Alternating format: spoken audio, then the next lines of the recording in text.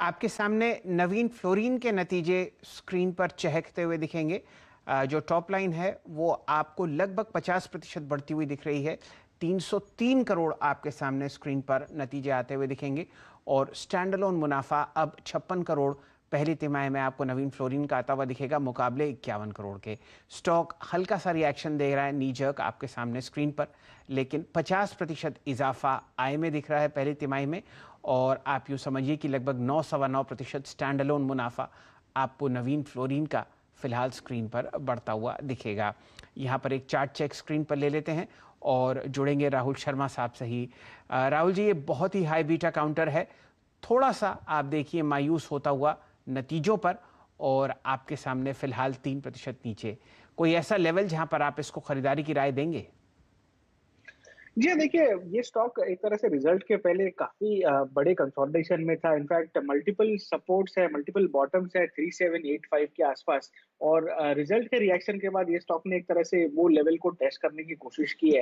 यहाँ पे थोड़ा वेट एंड वॉच करूंगा, बिकॉज इनिशियल रिएक्शन जो रिजल्ट का रहा है वो थोड़ा नेगेटिव रहा है। लेकिन मेरे हिसाब से अगर ये 3875 का 3685 का लेवल अगर टूटता नहीं है, तो मेरे हिसाब से ओवरऑल जो इसका जो सेटअप है वो कंटिन्यू रहेगा। तो थोड़ा वेट एंड वॉच कीजिए। मेरे हिसाब से जो रिजल्ट रिलेटेड रिएक्शन है उसको पूरा होने देते हैं, और जैसे ही मेरे हिसाब से ऊपर में वापस एक बार 3900 का लेवल निकालेगा, तो एक तरह से रिवाइवल देख सकते हैं हम ट्रेंड में। तो फिलहाल वेट एंड वॉच की राय रहेगी। अगर कोई अच्छा यहाँ पर सेलिंग पूरी ऑब्जर्व होते हुए दिखती है, उसके बाद एक्शन लेने की एडवाइस रहेगी।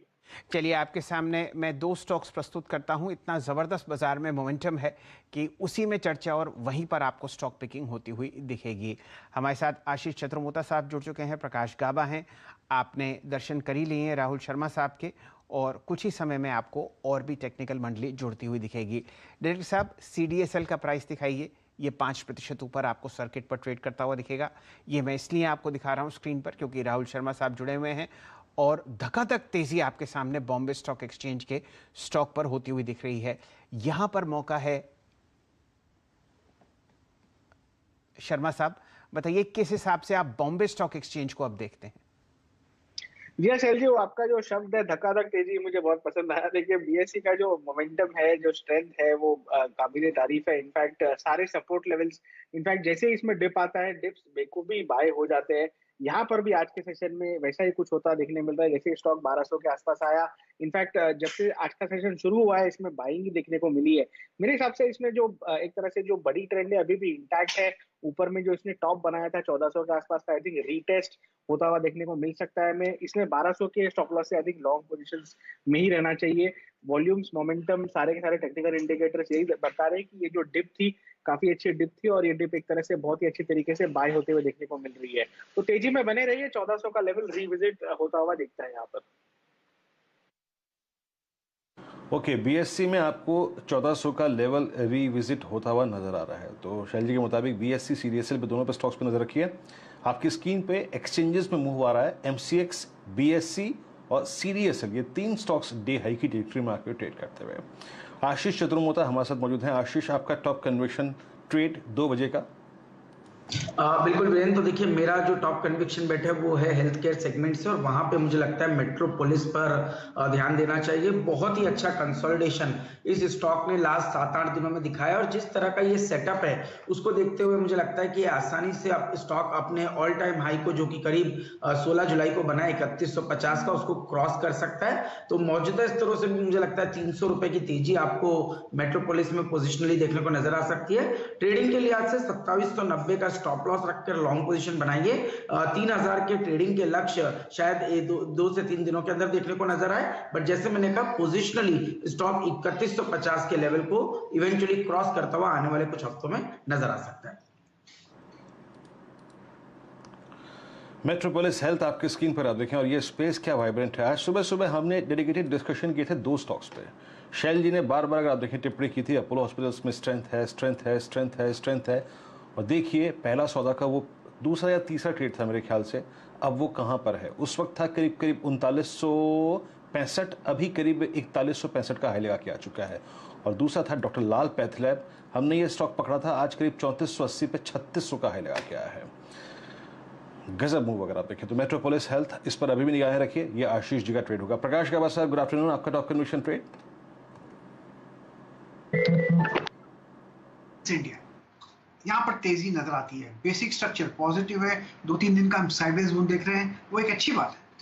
ऑन द अपसाइड जो टारगेट है 1180 के होंगे, स्टॉप होगा 1140 हैवेल्स इंडिया। चलिए, आपके सामने हैवेल्स पर एक लॉन्ग कॉल आती हुई दिख रही है, और अगर आपने तब राहुल शर्मा साहब की राय बॉम्बे स्टॉक एक्सचेंज पर नहीं मानी हो तो मौका अब भी है। 1275 का प्राइस आपके सामने स्क्रीन पर है।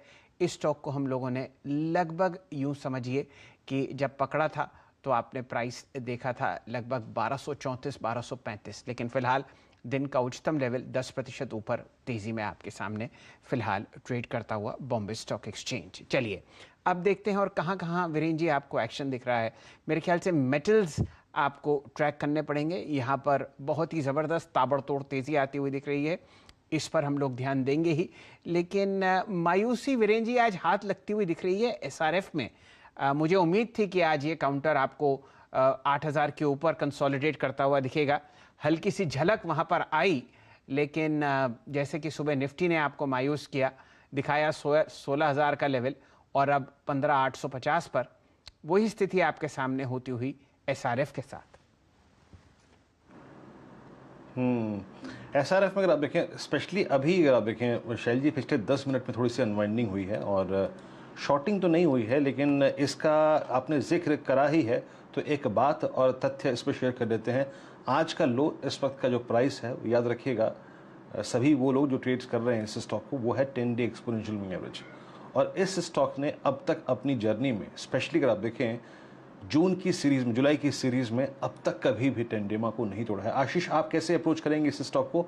अनवाइंडिंग है, लेकिन जो लॉन्ग ट्रेडर है उसके लिए कोई reasonable stop loss please quote कीजिएगा।